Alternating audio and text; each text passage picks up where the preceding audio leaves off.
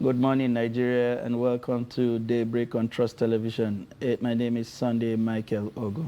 It is indeed a beautiful morning right here in the nation's capital. I am Ibrahim Yusuf. Welcome to Daybreak. You know, when you say a beautiful morning, it feels quite different after this city was besieged with all kind of visitors, people who are not exactly regular visitors to the city of power. They took complete hold of the city from the hotels to the streets in a bid to elect, if you like, select the candidate of the ruling party ahead of the 2023 general elections. We can now breathe easy. After freeing up the roads, from security lockdowns and all the measures that were put in place to ensure a hitch-free activities at the Eagle Square around the 3-arm zone. It was hectic while it lasted, but as we all prayed and hoped, the process went smoothly. Yeah, without any major incident. And it has ended, and we are glad to take our lives back and continue to do the things that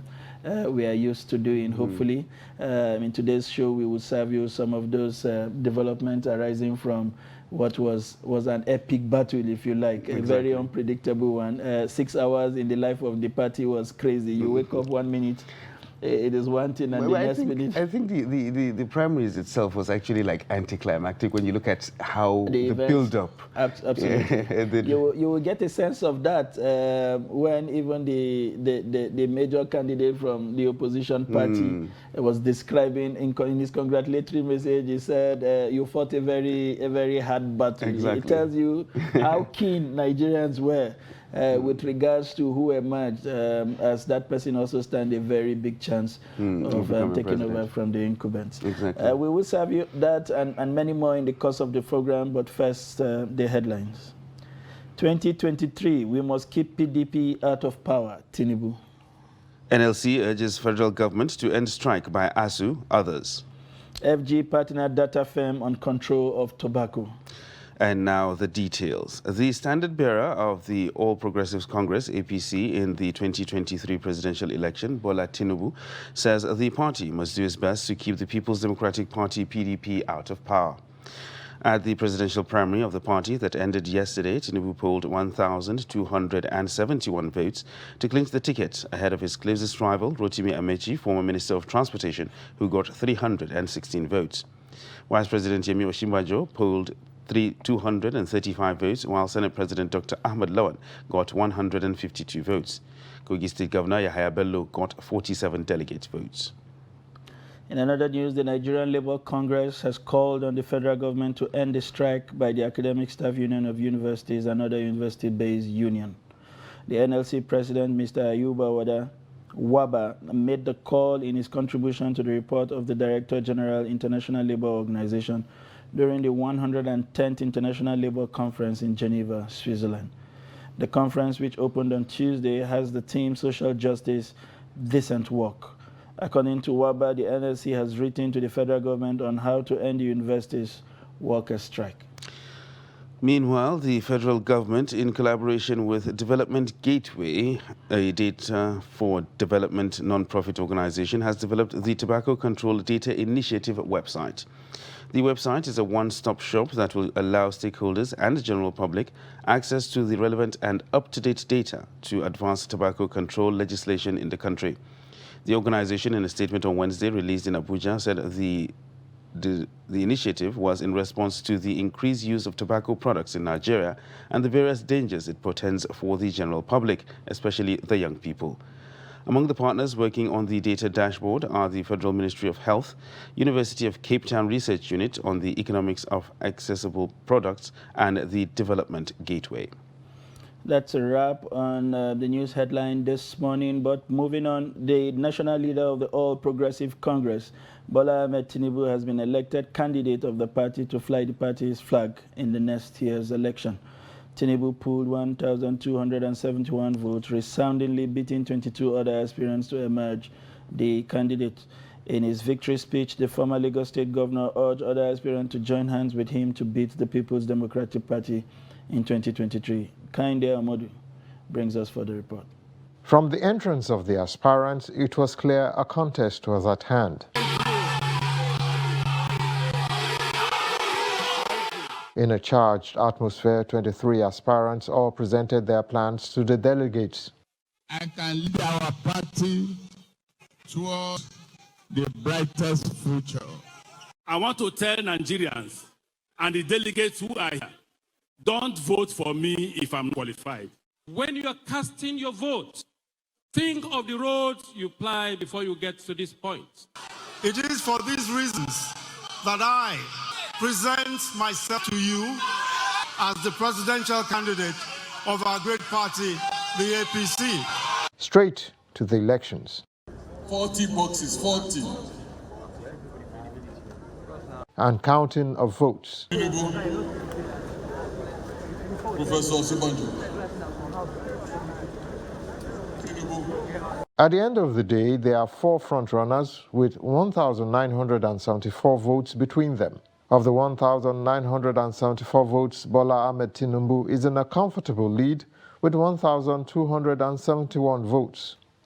The stepping down of 7 aspirants for the national leader may have contributed to the wide margin with which he led his closest opponent. I want to urge all my supporters, I want to urge all of you that believe in me, that have somebody that can do the job.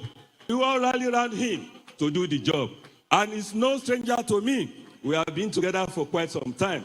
And that is Asiwaju Bola Ahmed Tinubu. Accord me the respect to offer the support you are giving me to my elder brother, Asiwaju Bola Ahmed Tinubu. The vaunted favorite, Vice President Yemi Osinbajo, scored 235 votes, while the suggested consensus candidate, Senate President Ahmed Lawan, scored 152 votes. Interestingly, former Transportation Minister Rotimi Amechi came second, trailing far behind Tinubu with 316 votes.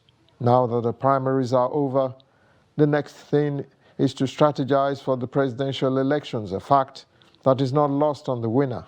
The stage is now set for the battle between the 2 biggest parties in the Nigerian political sphere. From Eagle Square, Abuja, Kehinde Amodu, Trust TV News. And with presidential primaries of the various political parties gradually coming to an end, the outlook of the 2023 election is becoming clearer as flag bearers of political parties emerge. Now, in this 3-part series, Nana Mohammed profiles the presidential candidates of political parties who will slug it out for the country's top job. The report. According to INEC timetable, the presidential poll will be held on 25th February 2023. As a prelude to participation in the poll, parties must elect flag bearers to fly the flag of the parties. Presently, major political parties like the ruling All Progressives Congress (APC), People's Democratic Party (PDP), and the Labour Party (LP) have all concluded their primaries. From these parties, former Vice President Atiku Abubakar emerged from the PDP. Former Lagos State Governor Bola Ahmed Tinubu was victorious in the APC, while Peter Obi, former Anambra Governor, is flying the flag of the Labour Party. Atiku Abubakar, a former Nigerian Vice President and the flag bearer of the People's Democratic Party (PDP), is from Adamawa, northeast Nigeria. He was born on 25th November 1946. Atiku Abubakar has unsuccessfully contested 5 times for the office of the President of Nigeria in 1993, 2007, 2011, 2015, and 2019. Many pundits say this may be his last shot at the presidency due to his age. Peter Obi is the candidate of the Labour Party for the 2023 Nigerian election. He was born on 19 July 1961 from Anambra, southeastern Nigeria. He was a 2-term governor of the state. Peter Obi ran as the vice presidential candidate in the 2019 Nigerian election under the People's Democratic Party (PDP) with former Vice President Atiku Abubakar. Bola Tinubu is the presidential candidate of the All Progressives Congress, the ruling APC. He was born 29 March 1952 from southwest Nigeria. He is currently the national leader of the All Progressives Congress since the party's formation in 2013. He previously served as the governor of Lagos State from 1999 to 2007 and senator for Lagos West during the brief Third Republic. These are the choices that the APC, PDP, and Labour Party have given Nigerians to choose from come 2023. Nana Muhammad, Trust TV News, Abuja. It is the season of politics indeed, and staying in that realm, the new Nigeria political party, NNPP, has elected former Kano State Governor Rabiu Musa Kwankwaso as its presidential candidate for the 2023 elections. Kwankwaso, who was the sole presidential aspirant of the party, was returned unopposed at the party's national convention held at the National Stadium in Abuja. The report. Senator Rabiu Kwankwaso with his supporters defected from the ruling APC to join NNPP in March this year. He is the lone presidential aspirant of the party. Declaring Senator Kwankwaso as the presidential candidate of the NNPP, the chairman of the party's election committee, Muhammad Abdulaziz, said Rabiu Kwankwaso is the right man to lead Nigeria out of its current predicament and restore the nation's past glory through purposeful leadership and people-oriented policies and programs. The national chairman of the party, Professor Rufai Al-Ghali, and another chieftain of the party, Ibrahim Shekarau, said the NNPP is the only party that can salvage the country and rescue Nigerians from the era of bad leadership and deliver the true dividends of democracy. It is the beginning of a journey to create the new nation of our dream, the new nation of our hope. It is not about the size, the history in terms of long years of stay of the party. It is dependent upon our commitment, our determination, and our sincere hope to bring the required change in Nigeria. We have had the motion for the adoption who won the various offices during last primaries. We are getting ready to take them to INEC. We are now calling for all members of the convention to approve the list. This motion has been moved by the chairman, Yobe State, and seconded by the chairman, Ondo State. In his acceptance speech, the presidential candidate of the NNPP, Rabiu Kwankwaso, assured Nigerians that if elected, he will tackle insecurity and put the country on the path to rapid economic development, adding that what the country needs is someone who can unify its people and give every Nigerian a sense of belonging. We are going to do whatever it takes to support our military,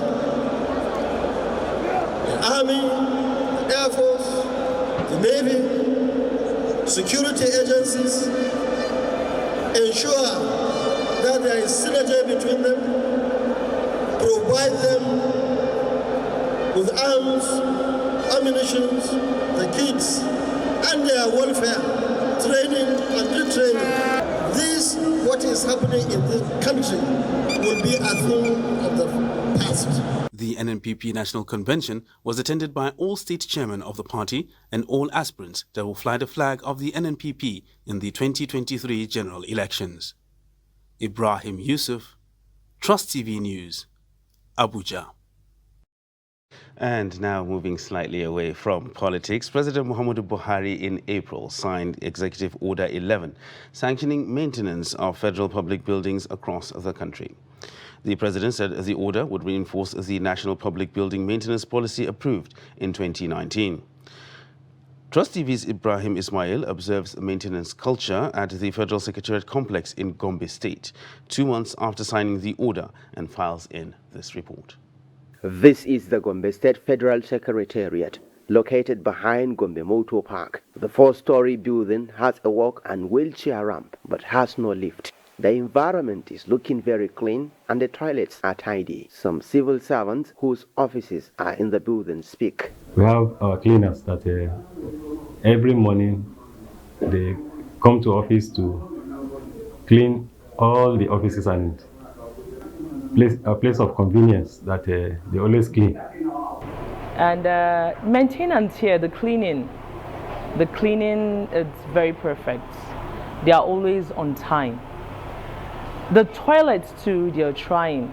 I commend the effort of the management of the Federal Secretariat because they have cleaners, they maintain the toilet and everything. In fact, if I'm to grade them, I will give them distinction or excellent for the maintenance culture in the Federal Secretariat complex. However, some of the civil servants asked the Ministry of Works to fix the problem of water supply in the complex as the ministry is saddled with such responsibility. They will have to ask all those workers to take water from the main reservoir up to our floor. We occupy the second floor. It's just that, you know, water doesn't come upstairs. I'm on the 3rd floor. Water doesn't come up. So, you know, they'll have to take water from down, up. And sometimes, so that makes it, the water is not always regular. The toilets are not usually clean. So all they do is just mop and clean because of lack of water coming up. The National Orientation Agency, Gombe State Office said civil servants have a role to play in the maintenance of public buildings. There are small repairs that we can do. And there are things that we can do to keep the place in order. So it's a trust. Let's do it, let's repair it, let's look after it so that those, even after us when we go, will come and use the infrastructure. Efforts to speak to the Federal Ministry of Works responsible for maintenance of the Gombe State Federal Secretariat was unsuccessful as the work controller was not on seat during Trust TV's visit. From Gombe, Ibrahim Ismail reporting for Trust TV. That's a wrap on the report highlights for this morning. We will take a short break, and when we return, we'll serve you the newspaper headlines for this morning. Please stay with us. But in a situation where you find that they look at the same, not necessarily tribal or regional.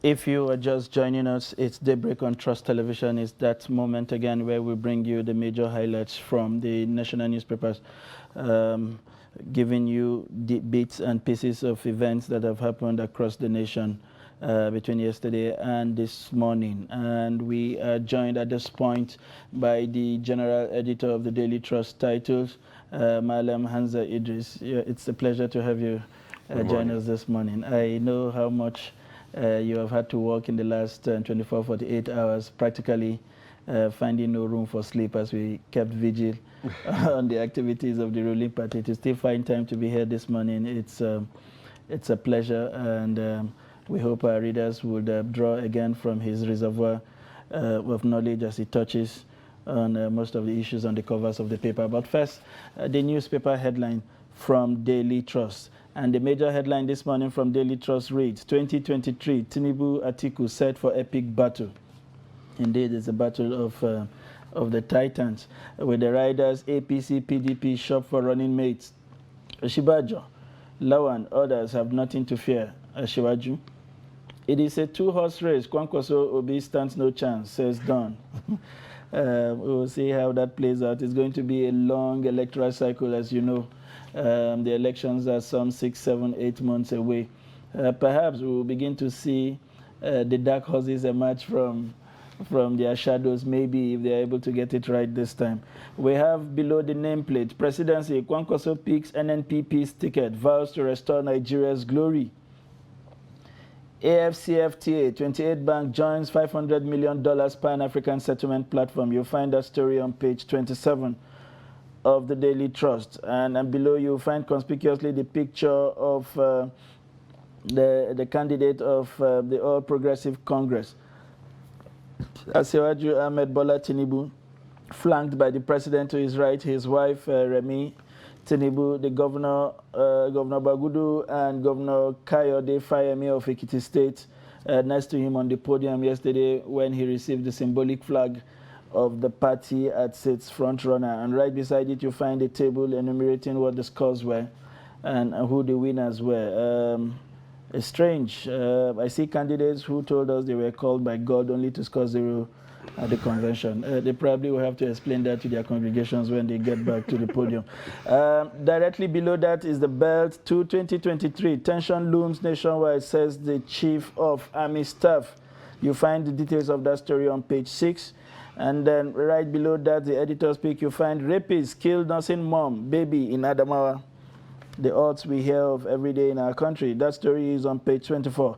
FJ earns 19.2 billion from gold and others in the first quarter. It appears that some sectors are beginning to show signs of contributing to the GDP.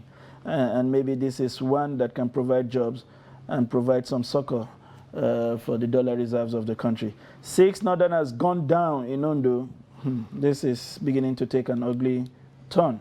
That story you'll find the details on page 4 of the Daily Trust. The next newspaper we're going to look at is the Leadership newspaper, which carries this major headline: 2023 presidency. After clinching APC ticket, Tinubu faces running mate hurdle. And that is the major headline on the front page of the Leadership newspaper. And it has riders here that says, Dogara Mustafa Ganduje El-Rufai tipped for VP. Nigeria back on track with my emergence, says the flag bearer. PMB Lawan governors Gbajegbe Mila Regbesola Adamu congratulate Asiwaju, and he's no match for Atiku, says PDP. Ohaneze to meet over Atiku Tinubu's emergence. These are the riders and on the major headline on the front page of the Leadership. Right on top of that, as another headline, death toll in Owo, Kajuru killings 72, Ondo plans mass burial. That is another story on the front page of the Leadership newspaper. FG hands over 92 billion naira Abuja Airport second runway site to CCECC. That is another headline on the front page. And on the top of the masthead there, Q1 Nigeria's debt rises by 2 trillion to 41.6 trillion naira. And the 2022 Hajj airlift of 16,000 intending pilgrims begins today. And that is, those are the headlines on the front page of the Leadership newspaper this morning. We would take This Day newspaper next, and on the front page of This Day newspaper this morning, conspicuously staying with the activities of yesterday, Tinubu search for running mates begins. Who are the likely contenders? And we have right there on the front page pictures of Bagudu El-Rufai, the governor of Kano State, Plateau, Lalong. We have also Zulum and the Governor Badru of Jigawa State, as well as Boss Mustafa. We also have right below that story, PDP governors meet Atiku over choice of running mates. And we also have right below the name marks, how North kept its words, pulled off a coup. Well, interesting. It is a coup indeed. If you had followed the chronology of events in the last 72 hours leading to what we saw yesterday. And we have right above that, Nigeria's public debt climbs by 2 trillion in Q1 to 41.6 trillion naira. We are really building some major legacy to be handed over to who becomes the next president in this country as far as debt is concerned. FGN domestic debt service gulfed 668 billion in 3 months. World Bank slashes global growth forecast to 2.9%. And right beneath that, we have the Nigerian Content Development and Management Board to sanction IOC's orders for flouting local content capacity development provision. This will be interesting to see how they achieve that. And finally, on the This Day newspaper, we have in 2023, it is the straight fight between Tinubu and Atiku. I think this is also lending credence to what the Daily Trust have as its major headline this morning. The next newspaper we're going to be looking at is the National Economy, which carries the major headline: desperate Nigerians lose 1.2 billion naira annually to futile visa applications. And right on top of that is another headline: FG spends 898.6 billion naira on debt servicing in 3 months. That's quite a large number. And below the page, there's another headline here: Nigeria's cocoa production to hit 500,000 tons by 2024. Federal government moves to eliminate multiple taxation on transportation sector, and UBA redeems $500 million US dollars 5-year euro bond. Well, these are the headlines on the front page of the National Economy newspaper this morning. We move straight to the Nation's newspaper this morning, and on the cover of the Nation's newspaper we have, of course, the political story. Tinubu, let's work together to stop PDP from taking over. Well, it appears 7 years down the line, PDP is still a major feature in the discussions of the ruling party. How interesting that battle would be for Nigerians, keen watchers of the electoral activities in this country. And beneath that, we have banks, firms in 11 billion naira deals at the Nigerian exchange. Otedola sells down FBN holding stake. And right above the name marks, 48 Justice for Alaafin's throne. Process begins in Oyo. That's another interesting development that has been overtaken by the political activity, you recall. We understand the immediate past Alaafin went to be with his ancestors, and it's a very coveted position, of course, in Nigerian hierarchy of traditional leaders. It is not surprising that we have this much number of people showing interest. 40 killed, 61 injured in a war, terror attack. The numbers seem to be growing.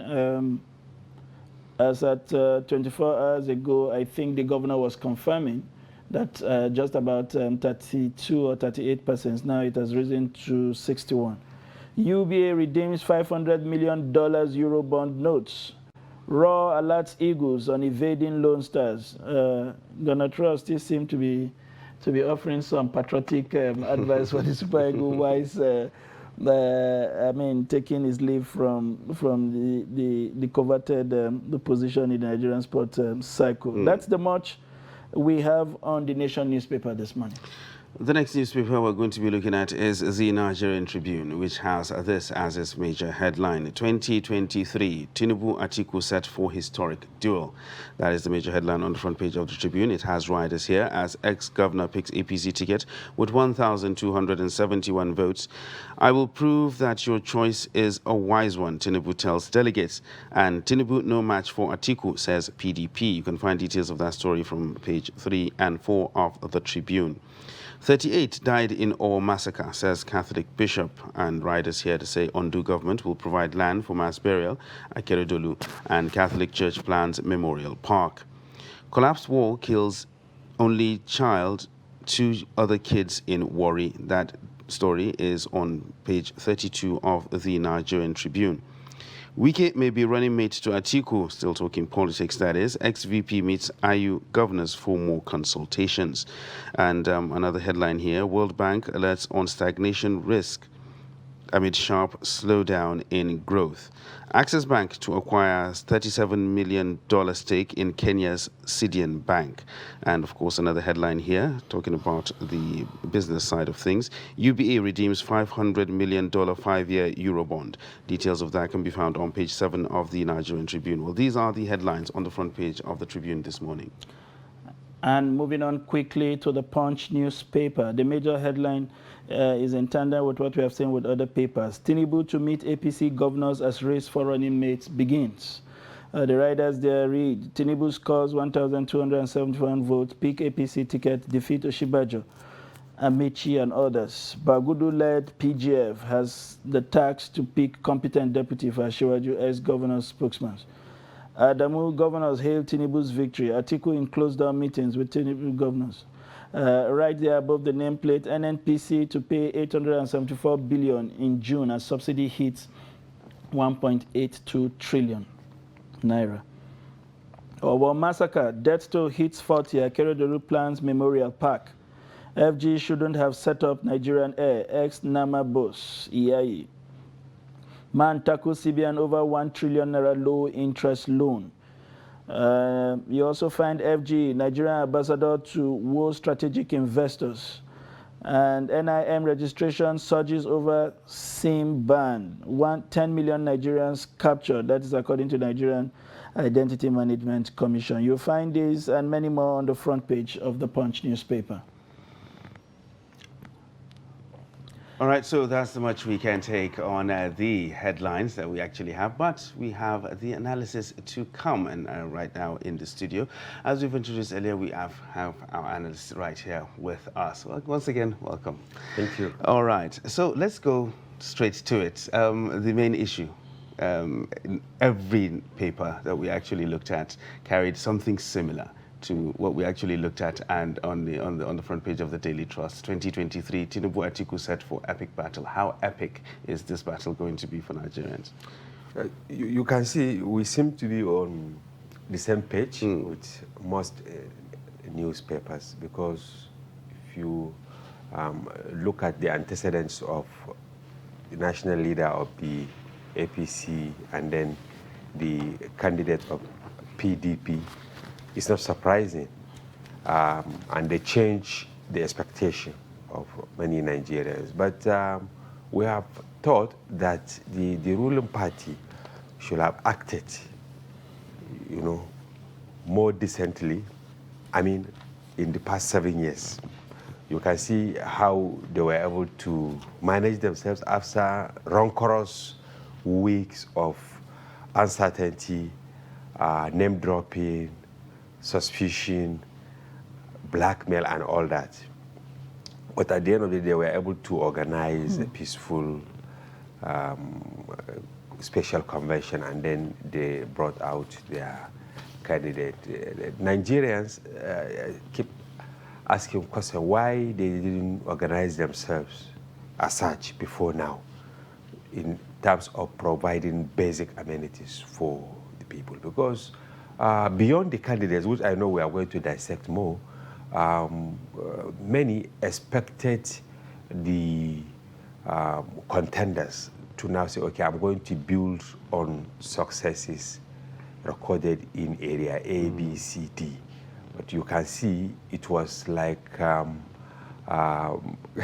reeling out frustrations, fake promises, and all that. I'm going to build roads. I'm going to reorganize the security architecture, to the chagrin of the president who was seated there. So it was like a self-indictment from that perspective. And then on the contenders, yes, we are going to have an interesting election season, which is the longest in the history of Nigeria. Yes. Interesting.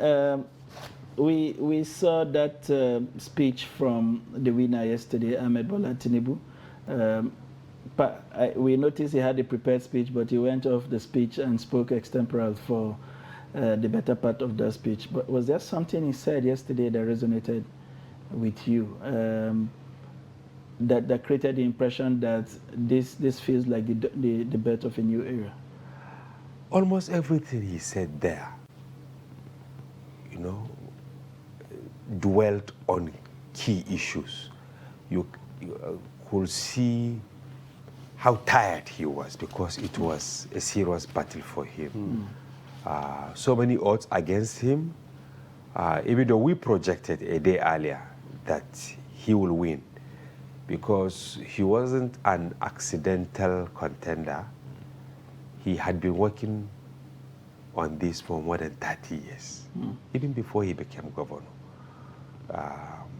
He was probably the most prepared of all the contenders. Of course, you can see many of them, they rode on phantom expectation. They rode on fake expectation, thinking that they will be endorsed. And that was why... Endorsed or anointed. That is it. Many of them expected the president to actually say that this is my candidate. And then powerful forces from within and without also try to, woo the president to fall into booby trap. But I think to some extent he meandered his way. And that was why you saw that wonderful contest. And at the end of the day, they fought a serious battle, and I think the fittest of them emerged. So from what he said, you could see that he was embittered, especially with the challenge posed at him by some people, especially the Senate President and then the Vice President. He was so unhappy with the Vice President that he didn't even mention how he felt that he dared him. But he could not stomach the one of the Senate President. You know, Senate President was the last entrant in the race. And you could see he ought to have been the consensus candidate. But there was serious fight back from governors. Yeah, but the national chairman of the party, from the onset, many thought that he was there to do a hashed job. But I think he was unable to succeed. We are still trying to unravel the forces behind that, because, of course, many people believe that there is no way we will isolate the president completely from this, because if the kite had played out, most likely, I would say, yeah, the president also has a hand. But as a strategist, as a former military general, I think he played his card very well too, the president, because when the card was thrown by Senate President, national chairman of the party, the first salvo was from the NWC members. They distanced themselves. They said, no, he only dropped that as an information. We didn't discuss it. Then the president, a statement from the villa that I have no consensus candidate. But, before then, northern governors, I think they are the heroes of this. Yes, because they insisted that because of fairness and natural justice, that after 8 years of power in the north, it should naturally go to the south. So you can see the power play. It was really intense. And Tinubu, when he was speaking, he brought out some of these things. But as a gallant fighter, I think he was able to navigate his way and emerge as winner. So he now sent strong message to those he felt ought not to have, challenge him. But he said, oh, don't worry, we will go on. Well, looking at the run-up to this primary election, with everything that you've actually pointed out to, back channeling, meetings, name droppings, endorsements or anointments that didn't fall, that fell through, and all of that, and you alluding to the venom that was laced in Tinubu's speech. What kind of fallout do you expect now from within the party? Because definitely there will be fallout because of everything that went on. So what kind of fallout do you expect now? I see three things happening. You see, there are some of them who were smart enough when they saw the handwriting on the wall. They now endorsed him, about 7 of them or thereabout. Yeah, they said, okay, I have dropped my ambition, even though some of them, their electoral value is not beyond the money. That 100 million naira, yes, that is the electoral value they have. In terms of delegates, they will have come out with probably 0. But that was strategic to, trek to the podium, as the world watches, and now make declaration. It's a serious investment, yes, because they have healed serious wounds. You can see, like the chairman of the Nigerian Governors Forum, right? Fayemi, he was there. Ordinarily, I'm sure if he didn't drop the ambition, maybe he will be there on his capacity as the chairman, but it wouldn't have been the same. So I see some of them naturally melting into the campaign train of the Aswaju. And then there will be category of some who will just be onlookers. And then there are some who will nocturnally sabotage the process. Yes, naturally you will see these dispositions as the election approaches. But beyond that, the emergence of Atiku from the leading opposition PDP, and then Ashwaju from the side of the ruling party, we are going to see an interesting campaign. Yes, because even though we all said they are the people to watch, I also see provincial candidates encroaching into the territory of these leading contenders. For instance, Peter Obi, he's going to make some presence in Southeast, unless there is an alliance. And then Tinubu, Konkoso will also make some serious pronouncements, especially in parts of Northwest and then Northeast, and probably Southwest, because he has also built serious bridges. Yes, but in all honesty, it is going to be a serious fight between Atiku and Tinubu. Yes, and they are heavyweights, because you can't, if you put them on a scale, I can assure you that it will be very hectic for you to measure the difference, that okay, this one is heavier. It's very unlikely, because they are, of equal measure. Yes. Interesting how those last words describe those two major contenders. It's a battle of the wits. But still staying with that issue before we leave, as we have on the front page of this day newspaper, the conversations have now shifted from them, and quite quickly too, to their search for running mates. Yes. Why do you think the conversation around the running mate is such a crucial one? It is very key in political permutations in Nigeria, because we have fault lines. You have regions, issue of religion, issue of persuasions, issues of ethnicity, and all that. But I see this as an interesting time, because yesterday we hosted the spokesman of the Tinubu campaign organization, and I enjoyed what he said. He says, in Nigeria now, people are extremely enlightened. So beyond these fault lines, they also crave for productive people, people who will make a difference. So even though religion is still key, but anything can happen, but we hope that they will navigate their way.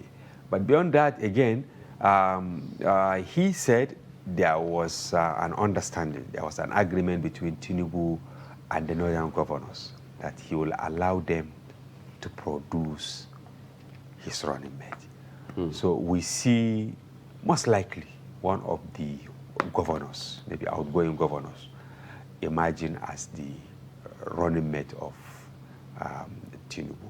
Also, Atiku, he is also consulting. You can see he held meetings with the governors yesterday. So the likelihood is that he will also pick somebody. But as I said, anything can happen. But I hope that we look critically at the fault lines, the sensitivities and sensibilities of Nigeria, so that they will make a wise decision that will not further polarize Nigerians. Yes. Okay. All right. Just before we move away from politics, because it is the main thing, right? Yes. And the primaries just concluded. Just before we move away from that, so now, since the ruling party has concluded its primaries and a candidate has actually emerged, what should be their primary focus? We just talked about search for a running mate. What should be their primary focus? Is it the general election that's coming up, the campaign that they're going to mount, or sorting out things in-house? They should heal wounds within the ranks, but above all, they should contextualize what they want to do. Many leaders crave for power. I mean, imagine leaders, they crave for power only for them to be distracted by other mundane issues by the time they grab the power. Nigeria, we need so many things. Look at cost of living. That is my concern now. Yes. Honestly, many families can't eat now. They can't afford to put food on the table because of high cost of living. And then the insecurity. People cannot travel.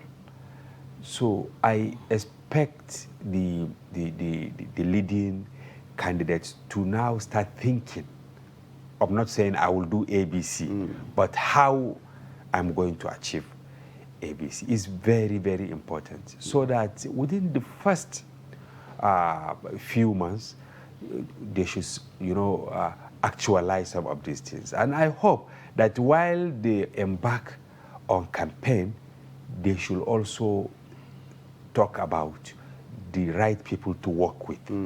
Because 24 hours in the life of an administration is very important. It's just like in the newsroom. You've seen how tough it was for almost all of us in the last couple of years, because we keep thinking, we keep reading, researching in order to get it right.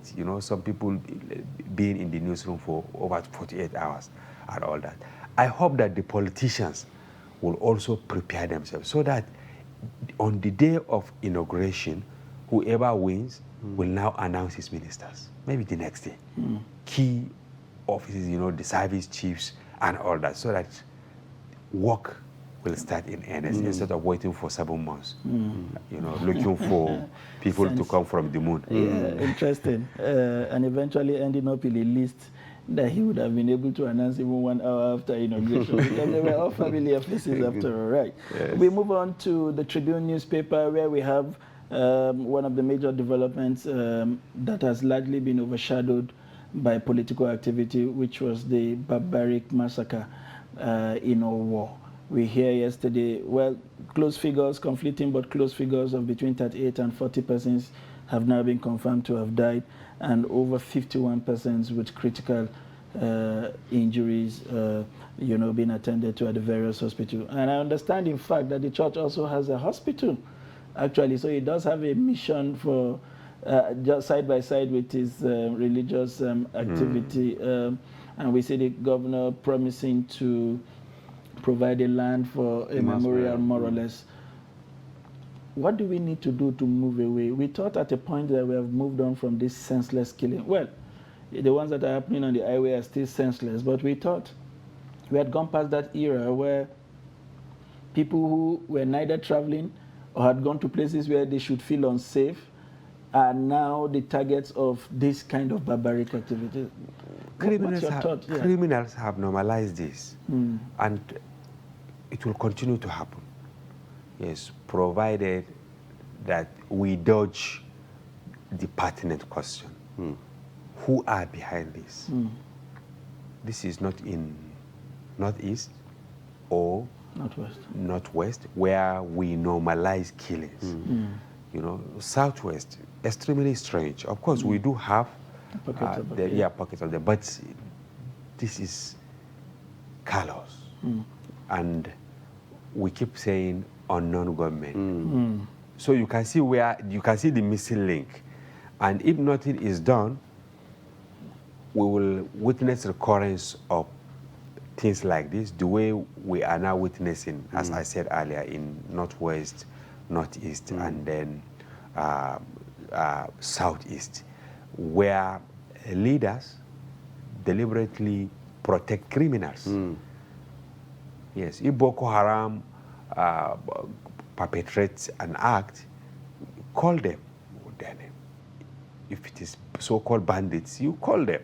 If you have the real name, you call, and then you go after them. Because they said the criminals are still in the bushes around Ondo and what have you. And then the whole coverage was messy because none of the national dailies actually gave the desired attention, because we were all struggling, running against time to cover the politics. And there was even,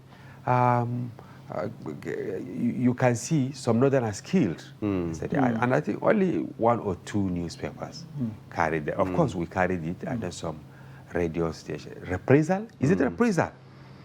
Well, yeah, I think informations around that killings are still very sketchy, you see, you know, because and there then, are apprehensions here and there. And then what was the motivation? When I was reading the story before passing the page yesterday, I just asked that okay, the people that were killed, those who have been living there with you, they have been there for over 100 years. And then one of them, they said he was even a driver, you know, conveying goods to that part of the country. And then he said, okay, let me take Indomie, you know, from my shai. And then he was killed. Not a party to anything. And this revolves around failure of leadership. Yes, because at initial, if the perpetrators were unraveled and then punished, I don't think if anybody will take the loss into his hands. It's very sad. Painfully. Well, that's, time is against us, but we should be able to take a few more before we let our analysts out of the studio. And this time we'll be picking a story from the nation's newspaper, away from politics, away from the sad events of our war, or even the blacks' famous killing in Lugbe that also failed to get the desired attention because of politics as it were. This story likely borders on the number of persons jostling for the Alafin's position. What's your take on this swelling number to succeed the Alafin? You see, the traditional institution is very key to people, even though politicians and the framers of our constitution, they desecrated that institution. But symbolically, they are very important. And the Alafin, you know his position. Yes, and so it's not surprising that you have this large number of people who want to take over that revered position. I know that more will happen in the coming days, and ultimately we pray that a flamboyant Alafin will emerge. Yes, because up till now, traditional institutions, they play a key role in galvanizing the society, in healing wounds, because it serves as symbol of unity, symbol of togetherness, and people respect that institution. So I hope that beyond selecting the best, we should also look towards empowering not only the stool of the Alafin, but our traditional institutions across the country, because they can do magic. Imagine you give them the resources and the support to superintend over their territories. Most of these crime and criminalities will not be happening. So I hope we bring them on board. We see them playing critical role in sanitizing the society and in unifying various interest groups. All right, that has been some interesting insights from guest analysts in the studio this Thursday. We've been speaking, if you're just joining us, we have been speaking with the general editor of the Daily Trust newspaper, Malam Hamza Idris, who has provided us with very insightful and educative perspectives on the issues that have dwelled lightly on the covers of the newspaper this morning. We want to thank you for finding time to be here. We hope that in between all of these squabbles, you're able to find some time to rest it's necessary. and regenerate, because the newsroom would need you in the coming days to continue to provide leadership as we drill down to the actual elections come 2023. Thank you, and do have a great day ahead. Thank you. We will take a short break at this time. When we return, the show continues. Please stay with us. But in a situation where you find that you look at the same, not necessarily tribal or regional. I have said that.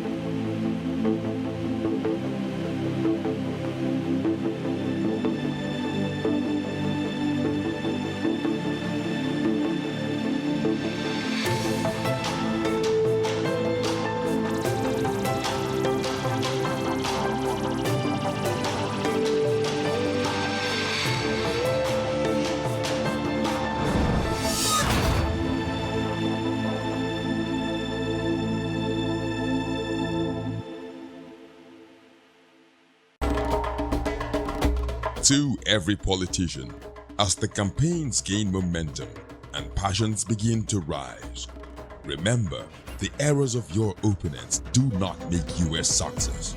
Do not run down your opponent and inflame passions to violence between and among your supporters. What counts is what you plan to do for the electorate and how you intend to relieve the sufferings and bring succor. Nigeria is in dire need of patriotic leaders at all levels, leaders who will make national development their priority. Concentrate on telling the electorate what you intend to do when you get into office. Focus on making your vision clear to the electorate. Don't engage in verbal abuses, fake news or speeches. Keep dealing with issues that will bring progress. You win the hearts and minds of the people by being above board, by being civil, patriotic, and showing empathy. Let's join hands to make the 2023 elections peaceful. A message from the National Orientation Agency.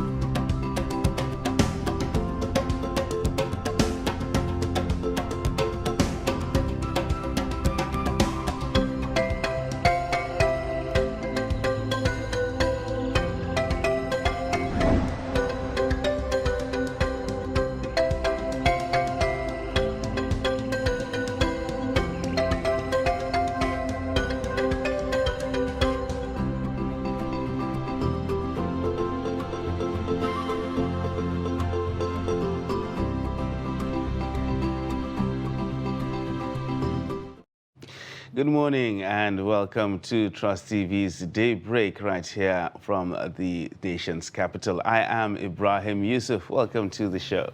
It's a pleasure to have you join us this morning. I am Sunday Michael Ogu.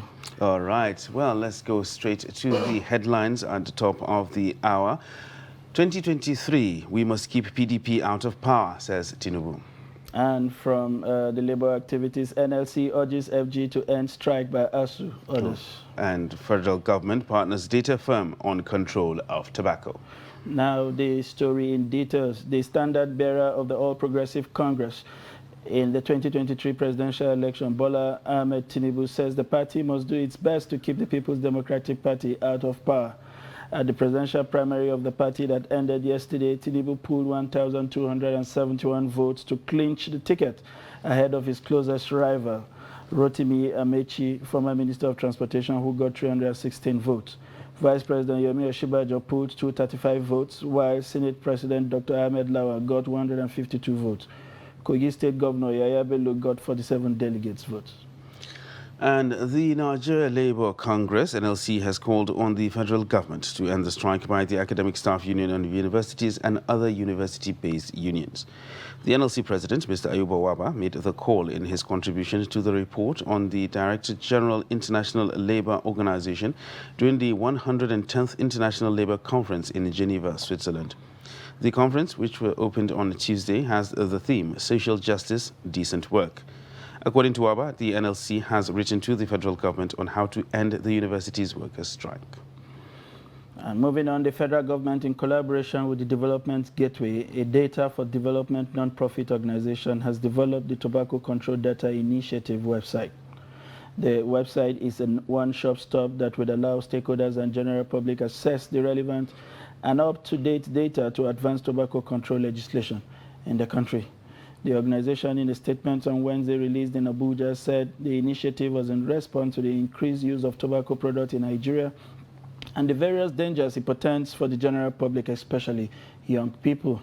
Among the parties working on the data dashboards are the Federal Ministry of Health, the University of Cape Town Research Unit on the Economics of Accessible Products, and the Development Gateway. All right, now it's time for us to take some reports. One of the greatest challenges of emerging and fast-developing cities is the housing deficits, especially for low-income earners thronging the city centers for greener pastures. Now, because of the metropolitan status, most of the available apartments are beyond the reach of the average citizens, who must look for ways to shelter themselves. Nigeria's Federal Capital Territory, Abuja, being one of the cities faced with this challenge, has many residents take dreadful measures, such as living in uncompleted buildings that dot the length and breadth of the city center, despite the dreadful living conditions. Now, Trust TV's Aisha Salihu went around the city of Abuja to speak with some residents living in these buildings, and now reports.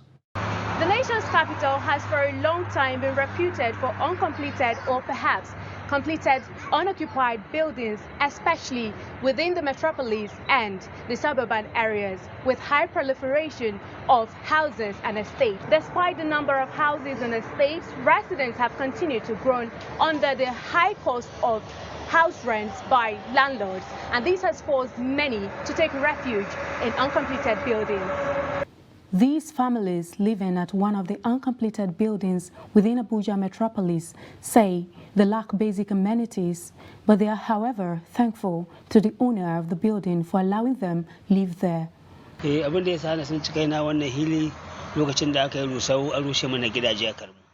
reason why I'm here is because my house was demolished in Karu and I didn't have anywhere to stay. I didn't have anything to do, so I came down here and I was employed as a security man. I've been living here for 8 years.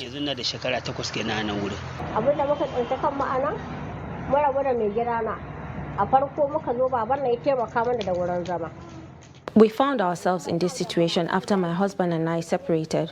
I have 2 orphans, and this kind man offered us his uncompleted building for us to stay for free. And we are really grateful to him because we have a roof over our head, and we are happy to some extent because we have food to eat and we stay here peacefully. The quest for daily survival leaves them with no option than petty trading.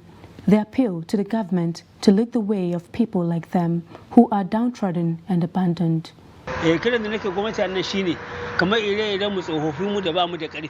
I'm pleading to government to come to the aid of those of us who are elderly and helpless.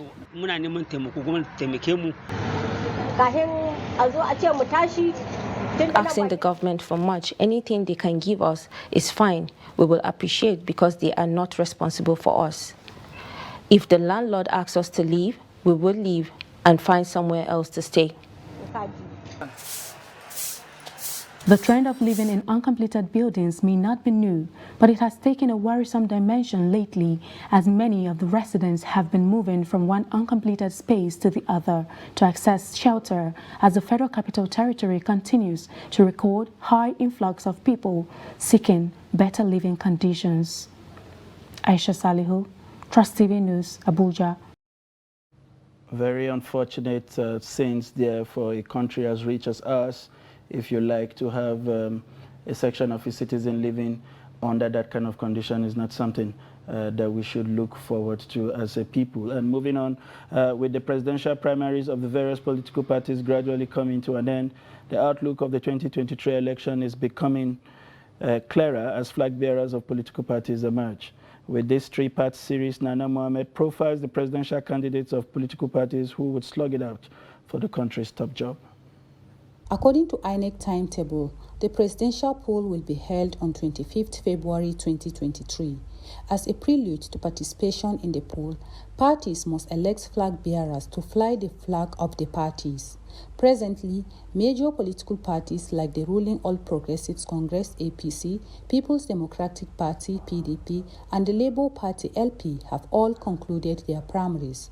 From these parties, former Vice President Atiku Abubakar emerged from the PDP. Former Lagos State Governor Bola Ahmed Tinubu was victorious in the APC, while Peter Obi, former Anambra Governor, is flying the flag of the Labour Party.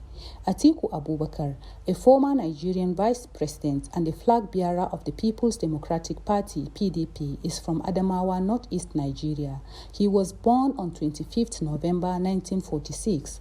Atiku Abubakar has unsuccessfully contested 5 times for the office of the President of Nigeria in 1993, 2007, 2011, 2015, and 2019.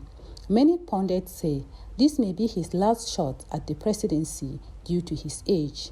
Peter Obi is the candidate of the Labour Party for the 2023 Nigerian election. He was born on 19 July 1961 from Anambra, southeastern Nigeria.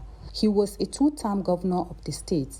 Peter Obi ran as the vice presidential candidate in the 2019 Nigerian election under the People's Democratic Party (PDP) with former Vice President Atiku Abubakar. Bola Tinubu is the presidential candidate of the All Progressives Congress, the ruling APC. He was born 29 March 1952 from southwest Nigeria. He is currently the national leader of the All Progressives Congress since the party's formation in 2013. He previously served as the governor of Lagos State from 1999 to 2007 and senator for Lagos West during the brief Third Republic. These are the choices that the APC, PDP, and Labour Party have given Nigerians to choose from come 2023. Nana Muhammad, Trust TV News, Abuja. Well, definitely at this point, politics is on the front burner as far as Nigeria is concerned. And of course, that serves as the topic of what we're going to be looking at today. The crisis rocking the All Progressive Grand Alliance, APGA, deepens as the 2023 general election draws nearer. Now, 2 different candidates are laying claims to the party's presidential ticket. While the founding national chairman of APGA, Chief Chekwas Okorie, emerged as the flag bearer at the special convention held in Abuja under the leadership of Chief Edozie Njoku, another presidential primary held far away in Anambra State under the leadership of Dr. Victor Oye produced a former chief judge of Anambra State, Professor Peter Omiedi, as the presidential candidate. Now, right here in the studio, we have the national chairman of APGA, Chief Edozie Njoku, although the position is being contested by Dr. Victor Oye-led faction. Well, we have Chief Edozie right here with us in the studio. Good morning, sir. Good morning. Good morning. All right. So give us a background of the crisis, or should I say the current state that APGA finds itself right now with 2 parallel national chairmen. Well, good morning again. We shouldn't be here because there's an umpire called INEC. Since 2019, I won as the chairman of the party. Oye now took me to court in the High Court, Jabi, FCT High Court. When he made his claims, APGA made their counterclaim. I made my counterclaim, and APGA made a counterclaim that he wasn't their chairman. And he pulled out of the case. He had injunctions on me and APGA. The judge warned him that if he withdrew from that case, then APGA will start recognizing me. But because he knew there was a judgment coming which was going to go against him, or he suspected the judgment was going to go against him, he pulled out of the case. With that in hand and those injunctions off us, we asked INEC to recognize us, which they didn't. And then we now went to the Federal High Court to get an order of court impelling INEC. That case, with all the maneuvers they did, they went for the best lawyers. Oladipekun was one of their lawyers, Onyeka Ikpeazu, all of them. And they were able to move that case out of the Federal High Court down to the Court of Appeal because they said the judge did not do something. But the Court of Appeal sent it back and asked the judge to give a judgment.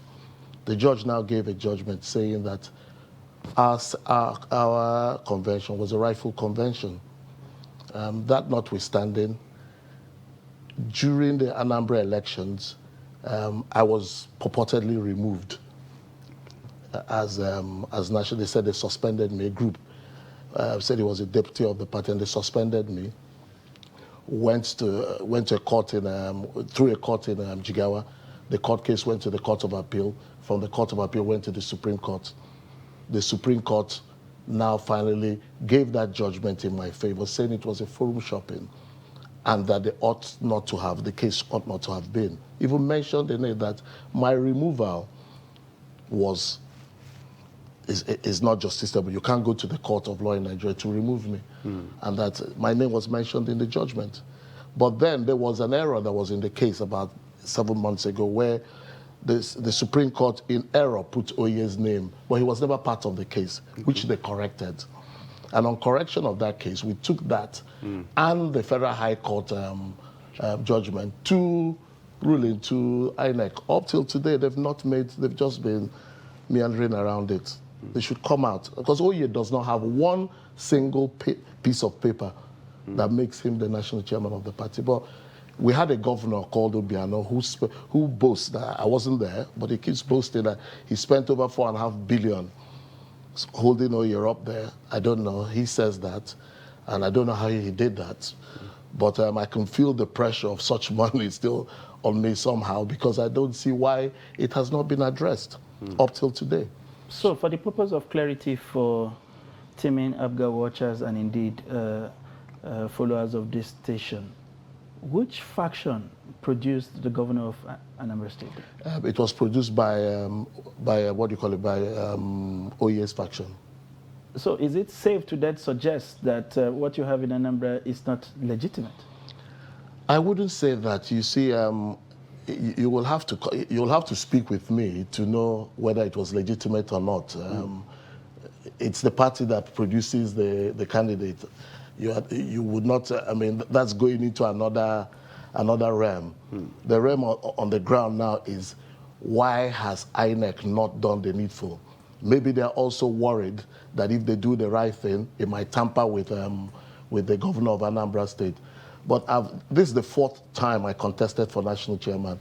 I don't think that what will be on my plate is to start causing a crisis in the party as soon as I take over. Because I've contested 4 times, and the system in APGA, I've always tried to not make it possible for me to really take over my position as national chairman. So you could equally well say that those are part of the things that have made a lot of people to shy away from doing the right thing. And the right thing is justice. If I am the national chairman, if the Supreme Court has pronounced me as the national chairman of the party, my seat should be given to me. I don't see any reason why. Is there any particular reason that was forwarded to you by INEC? None. None. We've written to them 3 times or 4 since the judgment, in the last 2 months. And we don't want to go. It's quite easy for us to go to court and get an order impelling now with the Supreme Court judge, but we don't want to go down that route. You understand? That's opening up more litigation. INEC should sit down. They have a commission meeting today. They should sit down and look at it and make a decision, whichever way.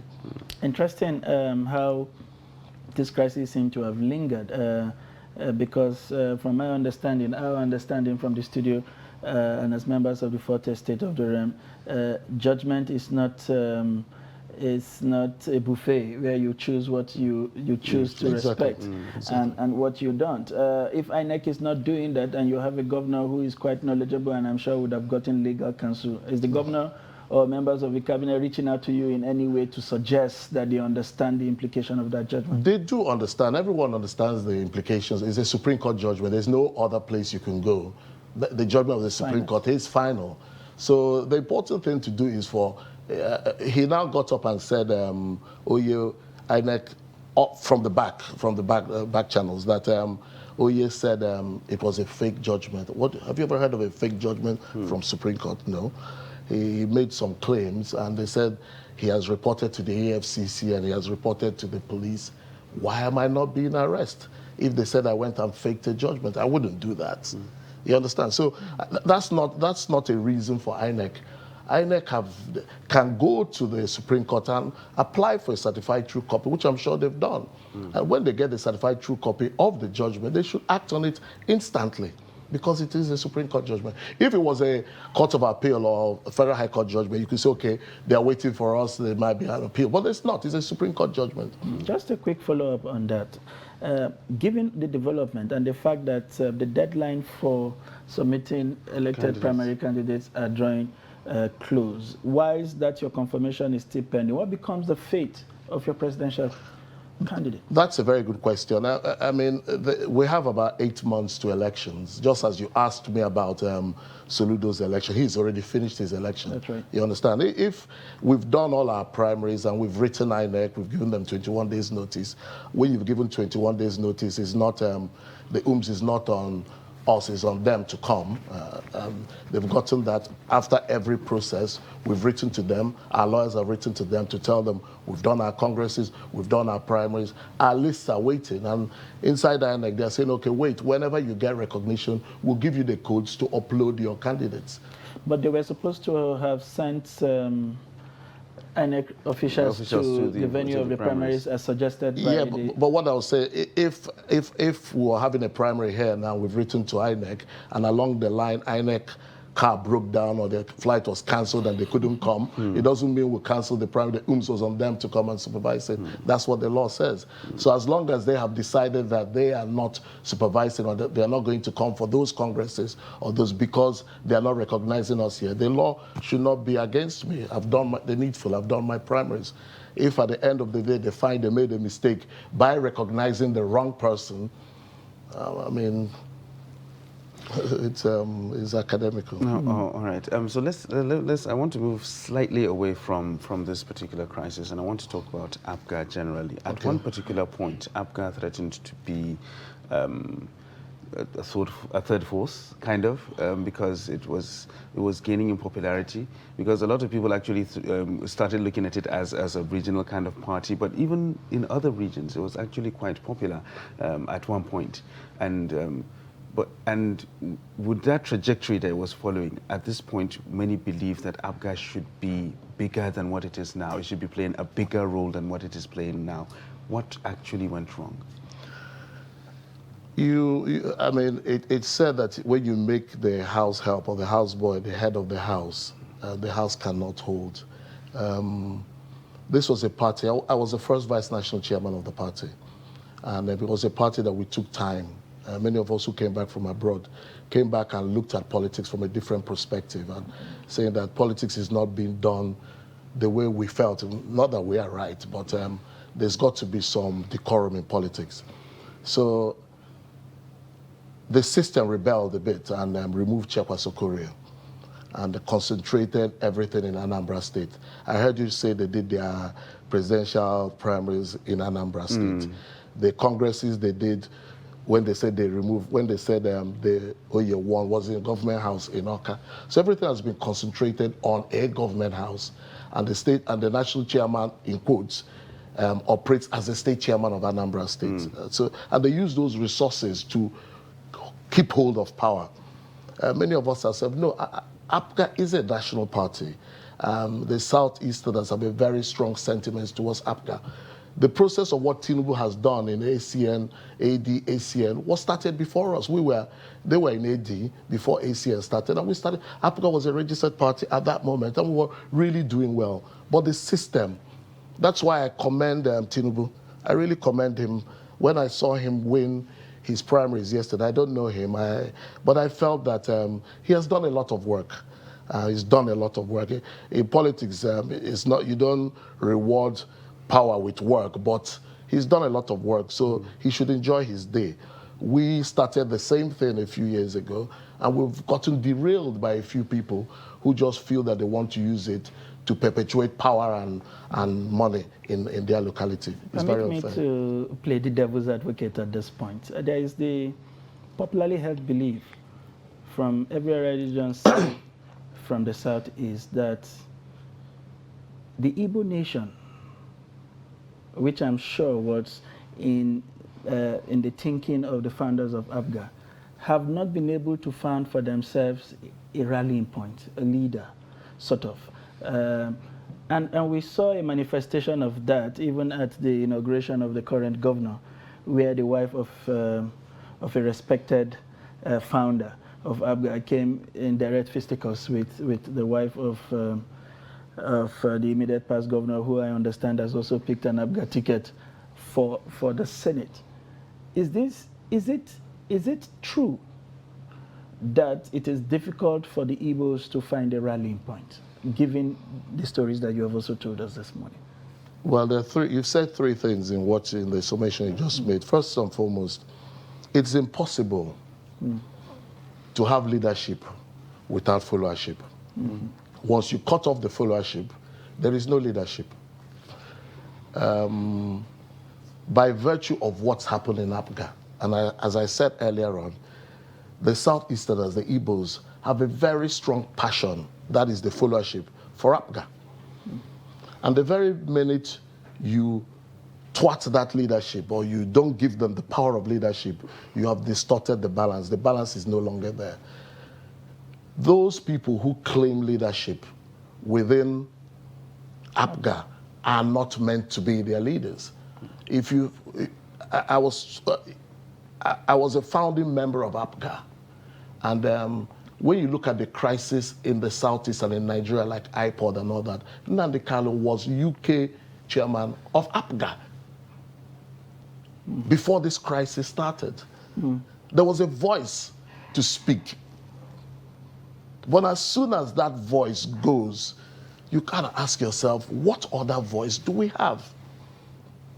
INEC needs to intervene because they are playing with democracy. It's so easy to have a race of people and throw them to the corner, but you don't ask yourself, what has really triggered all this problem? It is part of muffling people's voices. When you muffle a man's voice, it kind of explodes from different avenues. Oye is not and cannot be, and could never have been the national chairman of APGA. He was never in APGA. But we allowed him, when Obiano brought him, he was never a member of APGA. I sent him a text message after the convention, which I ran in 2015. It just appeared. And they said to me, no, that Obiano had a second term, that they wanted someone who would not rock the boat. I most likely could rock the boat, because if he was not doing what he had to do, then he should not expect to get his nomination. And that should be the case. So I understood it, because I'm equally well a politician. So I sent a message of congratulations to him. I said, congratulations, and if there's any way you need my help, please. He never replied the text message till today. You understand? That's the sort of leadership that we don't need in this country. We need to have an open leadership. So when you come to that point that the Igbos, no, it's not quite like that. Okay. If you look down on Zik in 1979, every single person literally who contested elections, MPP, won their seats. They followed because there was leadership. And it goes back down the line. You understand? Yeah. And I really wish that Nigeria, because you are, by virtue of the hat here, where let's assume you're from Taraba. I know you're not. And let's assume he's from Akwa Ibom. You are the one who will speak for the Taraba people. You are the one who will speak for the Akwa Ibom. I'm the one who will speak for the Igbos, because I don't expect you to come and start speaking on my behalf. Right. You understand? So Nigeria must allow people to express themselves from wherever they are. You know where he pains your people. He knows where he pains his people. And sorry, going back, and you can now see that there's so much crisis around Nigeria, and everybody's screaming, particularly Africa is screaming for restructuring. We're screaming, and Chekwa Sukura, as you can hear, he's leading the forefront of complete restructuring. Before we round up this segment and allow you to go, one more question from me, and that would dwell on the future of APGA. We have dwelt largely on what has happened in the past and where we are. Are you willing to offer some kind of olive branch? Have you tried doing that to the other faction to say, we could forget about what had happened, let us come together and build something going forward? Before the Supreme Court judgment, I had put forward that Oye should stand aside, myself should stand aside. Let us have some sort of a meeting and both parties stand aside. No one heeded to that. Now there's a Supreme Court judgment that has come out that has ended the crisis. You understand? And with or without INEC actually agreeing with us, we'll be moving around. We are in Delta State over the weekend to talk to people and let people understand as well that the party might be having a crisis due to the indecision of INEC, but the crisis is over. Interesting. That's the much that time would allow us to take. We have been speaking with Chief Edozie Njoku, who is the APGA party chairman, as confirmed by the Supreme Court. He has given us his perspective on what has happened and the crisis that has rocked the party. Gladly, you have informed us, or rather informed us of the INEC meeting going on today. Should we get any latest updates from this development, I'm sure Trust TV would bring this development to your living rooms. And again, when we come calling on you to provide perspective, I'm sure you'll be there. You would make it to the studio to provide those perspectives. Once again, thank you very much for finding time to be here. Thank you. We would take a short break, and when we return, the program continue. Please stay with us.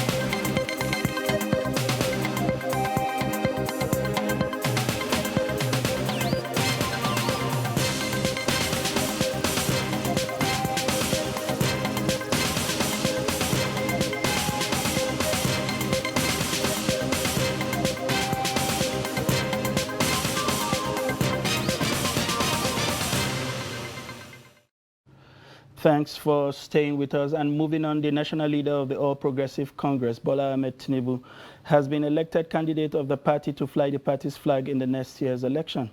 Tinubu pulled 1,271 votes, resoundingly beating 22 other aspirants to emerge the candidate. In his victory speech, the former Lagos State governor urged aspirants to join hands with him to beat the People's Democratic Party in the 2023 election. Kainde Amadu brings us the report. From the entrance of the aspirants, it was clear a contest was at hand. In a charged atmosphere, 23 aspirants all presented their plans to the delegates. I can lead our party towards the brightest future.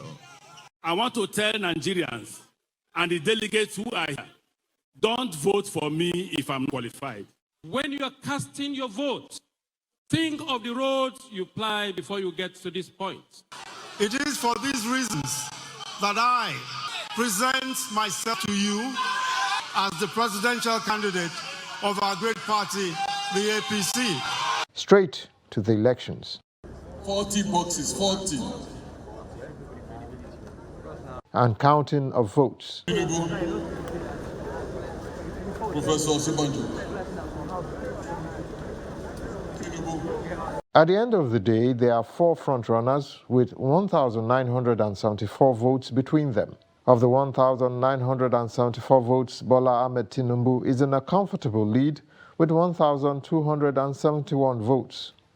The stepping down of 7 aspirants for the national leader may have contributed to the wide margin with which he led his closest opponent. I want to urge all my supporters, I want to urge all of you that believe in me, that have somebody that can do the job. You all rally around him to do the job.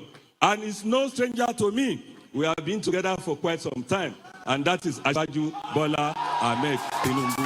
Accord me the respect to offer the support you are giving me to my elder brother, Asiwaju Bola Ahmed Tinubu. The vaunted favorite, Vice President Yemi Osinbajo, scored 235 votes, while the suggested consensus candidate, Senate President Ahmed Lawan, scored 152 votes. Interestingly, former Transportation Minister Rotimi Amechi came second, trailing far behind Tinubu with 316 votes. Now that the primaries are over, the next thing is to strategize for the presidential elections, a fact that is not lost on the winner. The stage is now set for the battle between the 2 biggest parties in the Nigerian political sphere. From Eagle Square, Abuja, Kehinde Amodu, Trust TV News. That is the update from what happened yesterday that threw up another elephant in the race. Has been widely described by a lot of persons. Now we have a race of 2 major elephants. I wonder how the ground will contend with the rebels that would emerge from that contest. But we have also in the studio a member of the All Progressive Congress, Prince Mustapha Audu. I know him popularly from the social media as Mona Decom, who joins us to discuss the outcome of the APC presidential primary.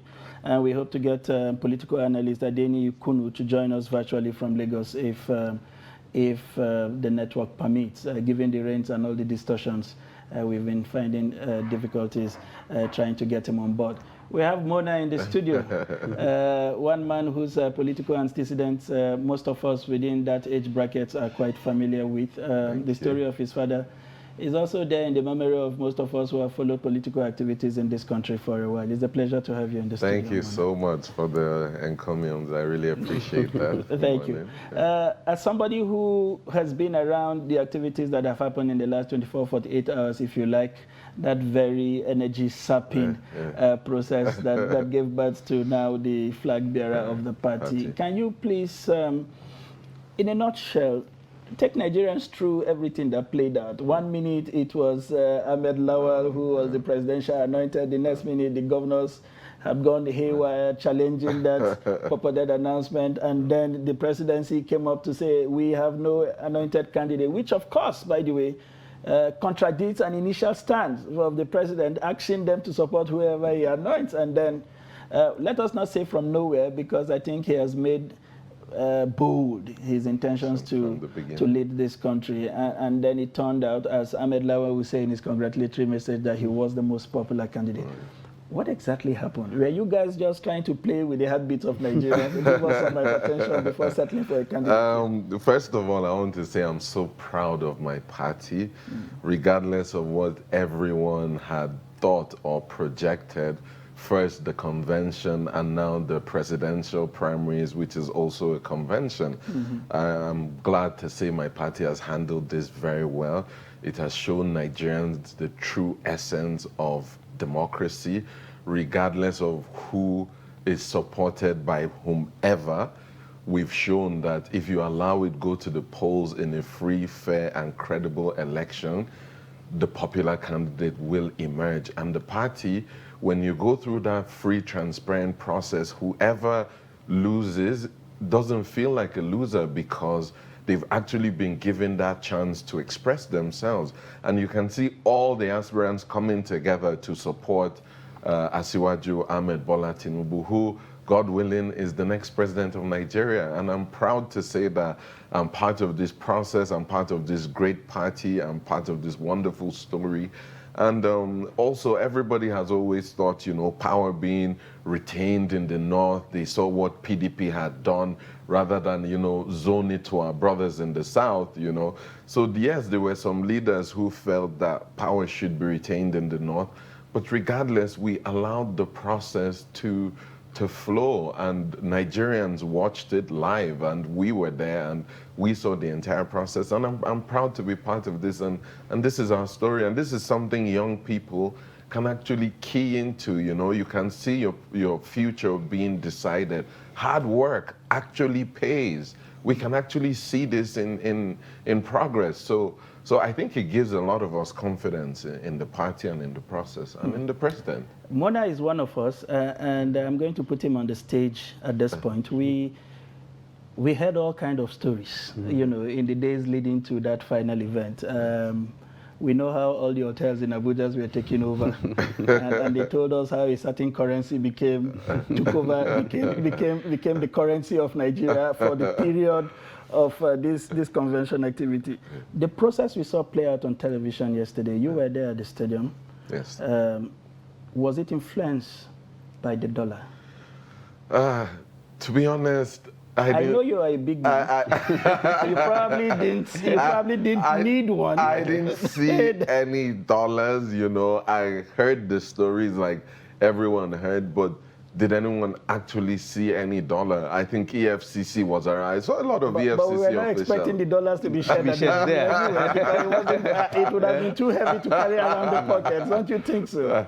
Now, moving away from that, I was just going to put him on the spot. But very importantly, we also listened to the national leader, now the party flag bearer, make that extemporal speech shortly after his emergence. What were the takeaway for you as far as those few minutes were concerned? To be honest, I saw a lot of confidence flow back into our national leader. I think he was under pressure the last few days, just like you've heard speculations. Everybody heard speculations. And for someone who has had a lifelong ambition to do this, there's absolutely nothing wrong with that. Absolutely nothing wrong. And so it was a sense of relief more than anything.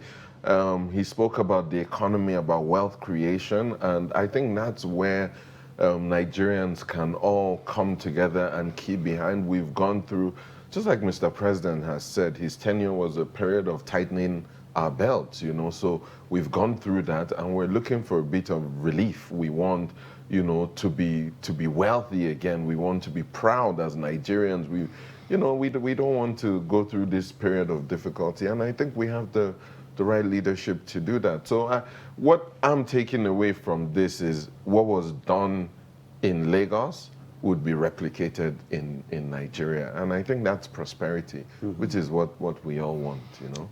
All right. Well, I want to take us back still a little bit and talk about the process that you're so proud of. Yeah.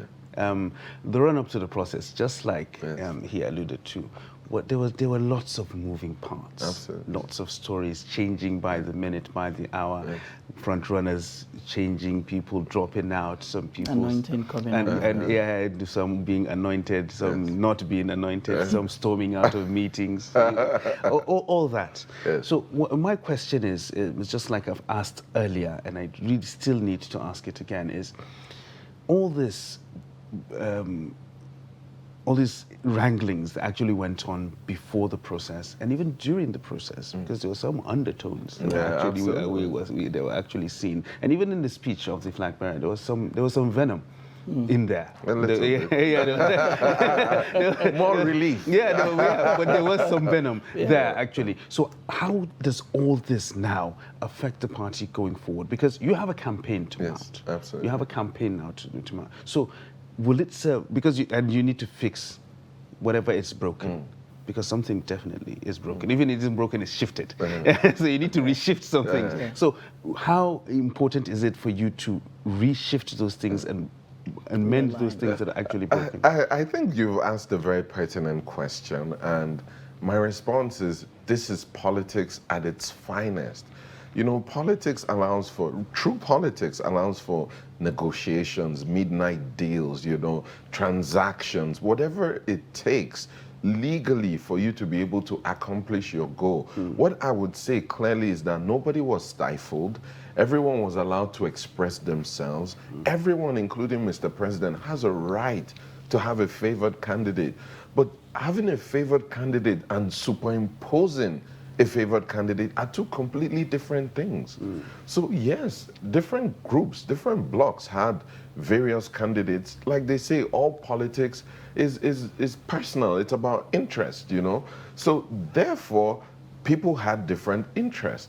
But what was critical was the process free and fair, where people allowed equally to interact with delegates, where the delegates locked up in some mysterious location somewhere and brought in, where these delegates, fake delegates, where there was their ballot stuffing.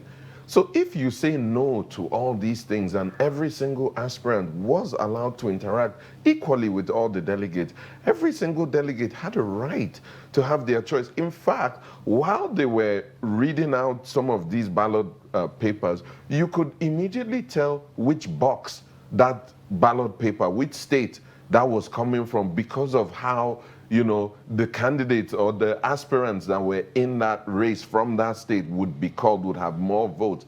But you can see clearly that one aspirant had a spread across board. One aspirant had a reach. Someone had been planning this all his life, you know. So if you allow this in a free and fair process, then it's easy to heal. I think it's very easy. There's no aspirant that came out and said, well, I was cheated. Well, the delegates deceived me. No one. So it was your level of convincing people. How long, how much time have you spent doing this? Well, it's good to listen to Audu speak. It's quite fluent with his thoughts and makes it look like it was a smooth process all along. If you ask Nigerians, I'm sure they have their apprehensions about the whole, delegates took a whole lot of meaning from the PDP's convention to the APC convention, to the extent that we would see people joke around the newsroom and they would come to me and say, Sunday, do you know how I can be a delegate?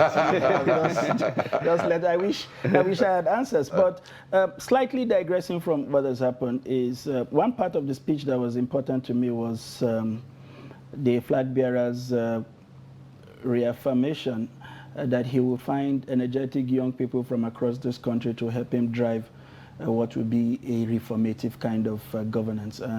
Talking about young people, you would want to look at Audu. I know he was part of this process.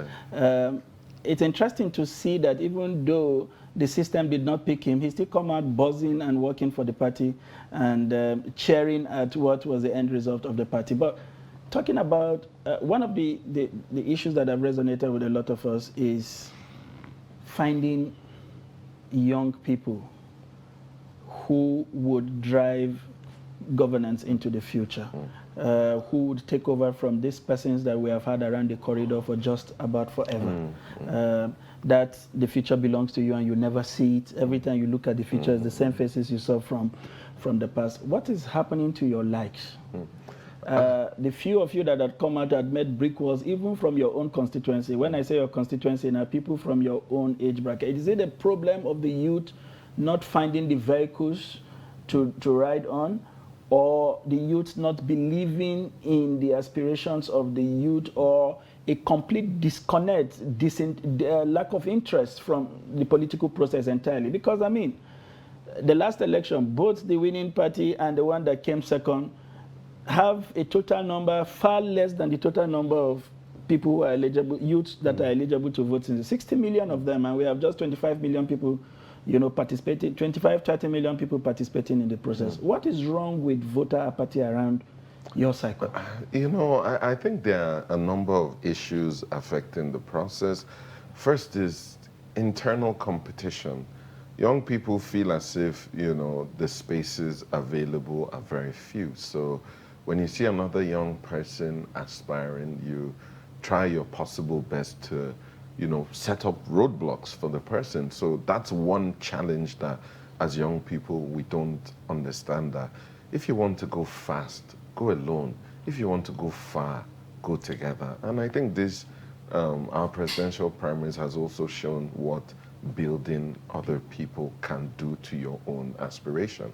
So that's one thing. Two, yes, we had a very beautiful, fantastic, free and fair presidential election, but I think on the state and local government level, we still need to work on this process. We're not perfect, and what makes us different is that we're willing to admit that, yes, there are problems, and we're willing to work towards resolving some of these problems. So you can see that the presidential was free, fair, credible, but if you ask in some certain states, you'd see that, you know, it wasn't maybe the case. So some of these things also affect. So if you have a lot of support as well as young people, they also feel a bit of intimidation, you know. So how far would this person grow? Would this person be able to listen to me?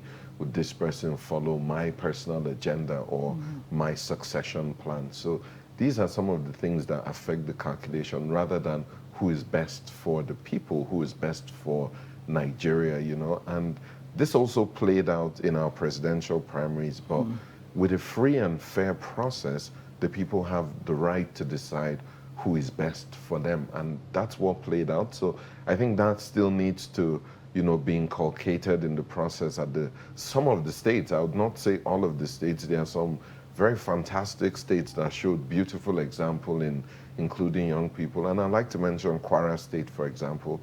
Kwara State was fantastic. And if you look at the lineup, you'd see young, qualified, well-exposed young people. So there's no intimidation there.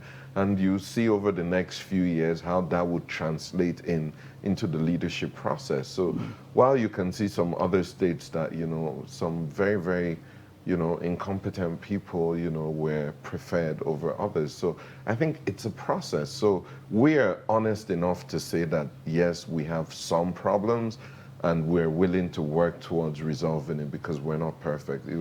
It'll be a lie to say we're perfect people. And just before Ibrahim comes up, let me play the devil's advocate.